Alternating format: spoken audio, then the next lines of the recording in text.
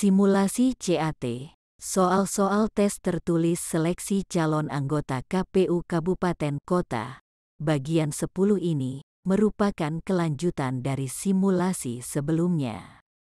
Ini hanya salah satu alternatif media pembelajaran dari berbagai media lainnya. Semoga bermanfaat.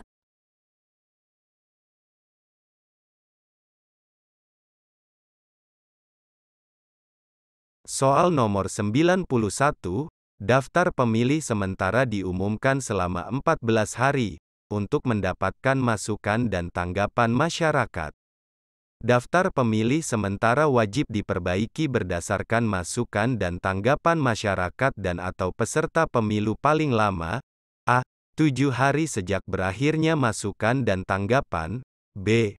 14 hari sejak berakhirnya masukan dan tanggapan, c. 21 hari sejak berakhirnya masukan dan tanggapan, d. 30 hari sejak berakhirnya masukan dan tanggapan, e. 40 hari sejak berakhirnya masukan dan tanggapan.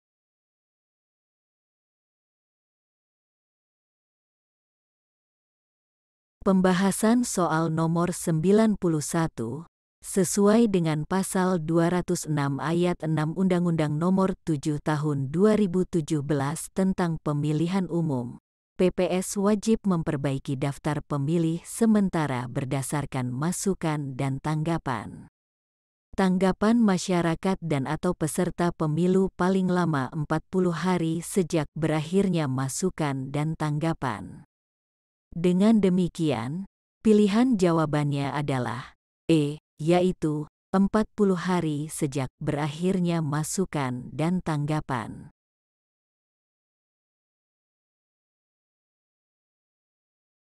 Soal nomor 92, berikut ini adalah bentuk kampanye yang difasilitasi oleh KPU, yang dapat didanai dari APBN, kecuali a. Rapat umum, b. Pemasangan alat peraga di tempat umum, c. Iklan media massa cetak, d. Iklan media massa elektronik dan internet, e. Debat pasangan calon tentang materi kampanye pasangan calon.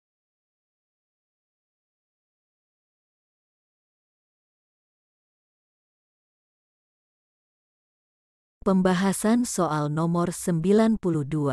Sesuai dengan Pasal 275 Ayat 2 Undang-Undang Nomor 7 Tahun 2017 tentang Pemilihan Umum, bentuk kampanye yang difasilitasi KPU, yang dapat didanai oleh APBN yaitu pemasangan alat peraga di tempat umum, iklan media massa cetak, media massa elektronik, dan internet dan debat pasangan calon tentang materi kampanye pasangan calon.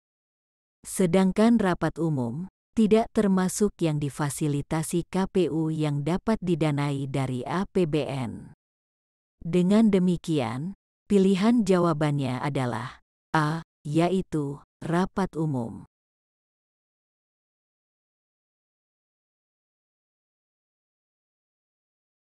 Soal nomor 93, berikut ini, ketentuan hak memilih pada pemilihan umum, kecuali a. Warga negara Indonesia yang pada hari pemungutan suara sudah genap berumur 17 tahun atau lebih, sudah kawin, atau sudah pernah kawin mempunyai hak memilih. B. Warga negara Indonesia didaftar 1 kali oleh penyelenggara pemilu dalam daftar pemilih. C. Warga negara Indonesia yang telah dicabut hak politiknya oleh pengadilan tidak mempunyai hak memilih. D. Warga negara Indonesia di luar negeri tidak mempunyai hak memilih. E. Untuk dapat menggunakan hak memilih, warga negara Indonesia harus terdaftar sebagai pemilih.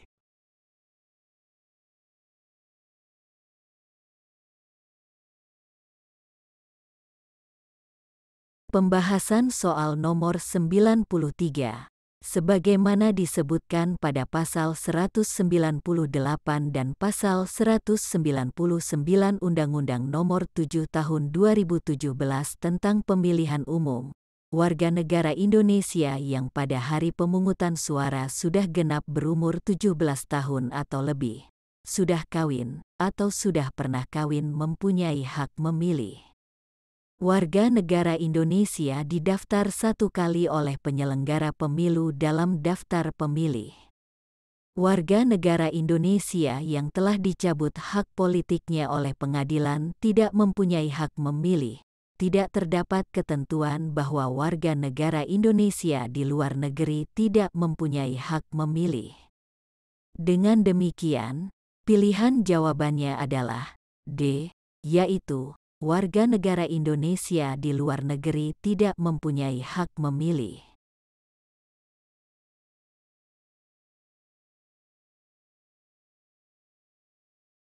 Soal nomor 94, hasil pemutakhiran data pemilih yang dilaksanakan oleh KPU Kabupaten Kota, digunakan sebagai bahan penyusunan daftar pemilih sementara.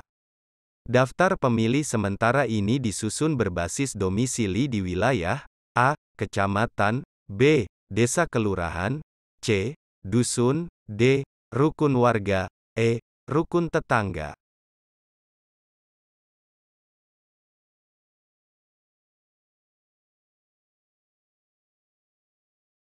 Pembahasan soal nomor 94. Hasil pemutakhiran data pemilih yang dilaksanakan oleh KPU Kabupaten Kota, digunakan sebagai bahan penyusunan daftar pemilih sementara.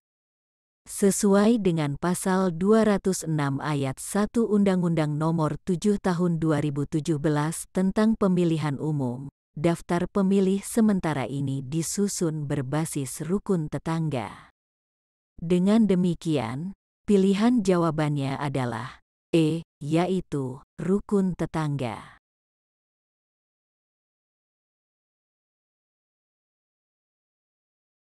Soal nomor 95, penentuan sampel dalam verifikasi faktual keanggotaan partai politik calon peserta pemilihan umum, dilakukan dengan menggunakan metode A. Slovin, B. Krejci dan Morgan, C. Jacob Cohen, D. Isaac dan Michay, E. Lemeshow.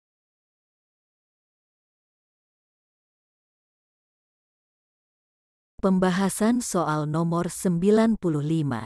Sesuai dengan Pasal 85 Ayat 1 PKPU Nomor 4 Tahun 2022 tentang pendaftaran, verifikasi, dan penetapan partai politik peserta pemilihan umum anggota Dewan Perwakilan Rakyat dan Dewan Perwakilan Rakyat Daerah, penentuan besarnya sampel anggota partai politik yang akan dilakukan verifikasi faktual menggunakan metode Krejci dan Morgan.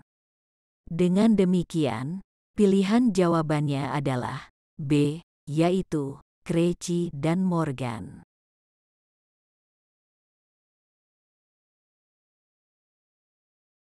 Soal nomor 96, dalam hal penghitungan perolehan kursi DPRD Provinsi dan DPRD Kabupaten Kota, suara sah setiap partai politik dibagi dengan bilangan pembagi 1 dan diikuti secara berurutan oleh bilangan ganjil 3, 5, 7, dan seterusnya. Cara penghitungan ini dikenal dengan metode A. Emile Durkheim, B. Max Weber, C. Herbert Spencer, D. Sainte Lagu, E. George Simmel.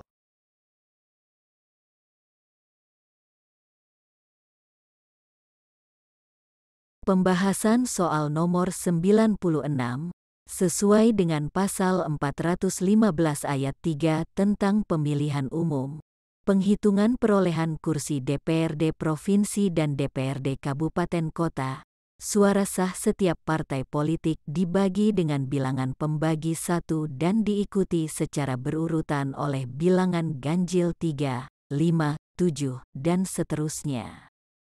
Cara ini dirumuskan oleh ahli matematika asal Prancis pada tahun 1910 bernama André Sainte Lagu. Dan model penghitungan yang dirumuskan itu dikenal dengan metode Sainte Lagu. Dengan demikian, pilihan jawabannya adalah D, yaitu Sainte Lagu.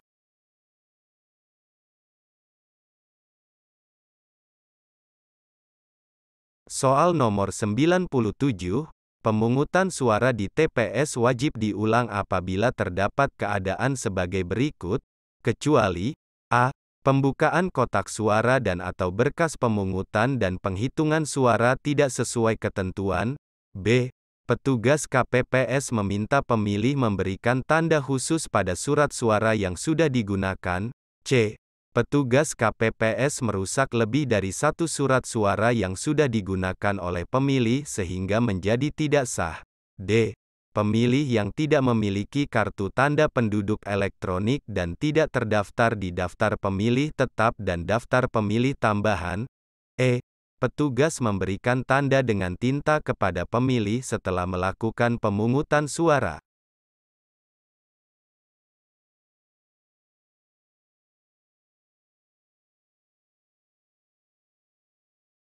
Pembahasan soal nomor 97. Sesuai pasal 372 ayat 2 Undang-Undang Nomor 7 Tahun 2017 tentang Pemilihan Umum, petugas memberikan tanda dengan tinta kepada pemilih setelah melakukan pemungutan suara, bukan merupakan hal yang wajib dilakukan pemungutan ulang. Justru ini merupakan salah satu kegiatan yang dilakukan oleh KPPS. Sesuai pasal 366 ayat 1 Undang-Undang Nomor 7 Tahun 2017 tentang Pemilihan Umum, memberikan tanda khusus yang diatur oleh KPU berupa tinta kepada pemilih yang sudah memberikan suara. Dengan demikian, pilihan jawabannya adalah E, yaitu petugas memberikan tanda dengan tinta kepada pemilih setelah melakukan pemungutan suara.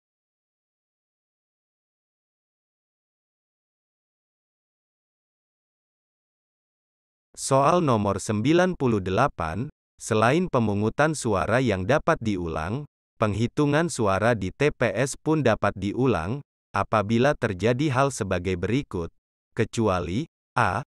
Kerusuhan yang mengakibatkan penghitungan suara tidak dapat dilanjutkan, b. Penghitungan suara dilakukan secara terbuka, c. Penghitungan suara dilakukan di tempat yang kurang terang atau yang kurang mendapat penerangan cahaya, d. Penghitungan suara dilakukan dengan suara yang kurang jelas, e. Penghitungan suara dicatat dengan tulisan yang kurang jelas.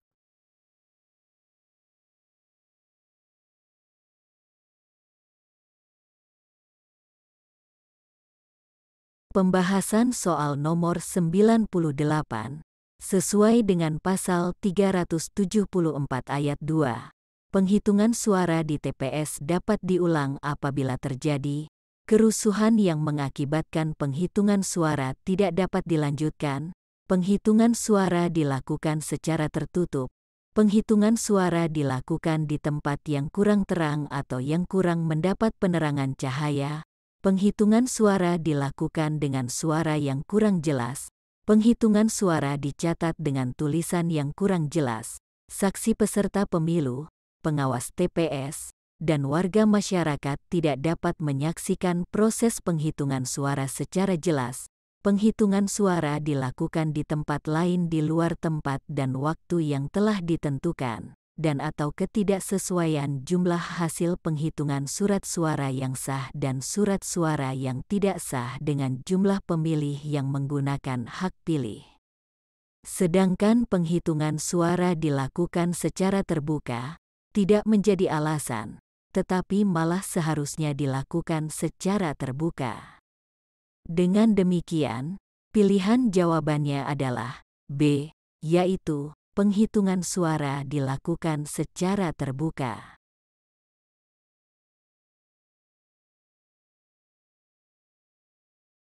Soal nomor 99, berikut ini termasuk peserta pemilu tahun 1971, kecuali a. Partai Katolik, Partai Syarikat Islam Indonesia, Partai Nahdlatul Ulama, b.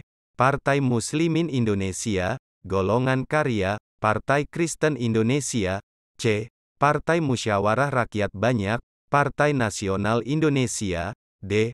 Partai Demokrasi Indonesia, Partai Persatuan Pembangunan, Partai Rakyat Jelata, e. Partai Islam Perti, Partai Ikatan Pendukung Kemerdekaan Indonesia.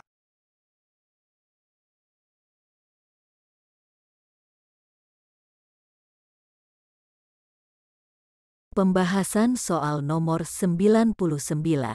Berdasarkan keputusan Mendagri Ketua LPU nomor 52/LPU tahun 1970, ditetapkan nomor urut peserta pemilu yang terdiri dari 9 partai dan 1 golongan, yaitu Partai Katolik, Partai Syarikat Islam Indonesia, Partai Nahdlatul Ulama, Partai Muslimin Indonesia, Golongan Karya, Partai Kristen Indonesia, Partai Musyawarah Rakyat Banyak, Partai Nasional Indonesia, dan Partai Islam Perti, Partai Ikatan Pendukung Kemerdekaan Indonesia.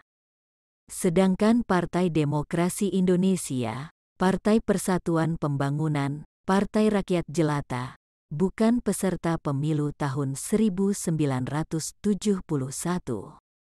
Partai Demokrasi Indonesia, Partai Persatuan Pembangunan merupakan partai hasil fusi tahun 1975, yang selanjutnya menjadi peserta pemilu tahun 1977.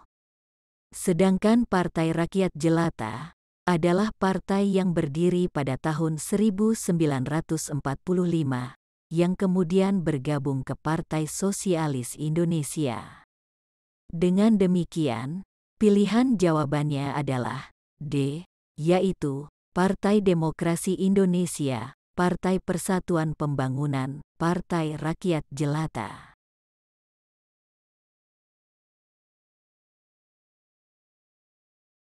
Soal nomor 100, pelantikan KPU Kabupaten Kota dilakukan oleh A. Bupati Wali Kota, B. Gubernur, C. KPU Provinsi, D.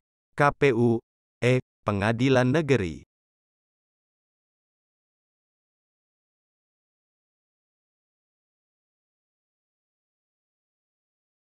Pembahasan soal nomor 100, Pasal 35 Ayat 3, Undang-Undang Nomor 7 Tahun 2017 tentang Pemilihan Umum, pelantikan anggota KPU Kabupaten Kota dilakukan oleh KPU. Dengan demikian, pilihan jawabannya adalah D, yaitu KPU.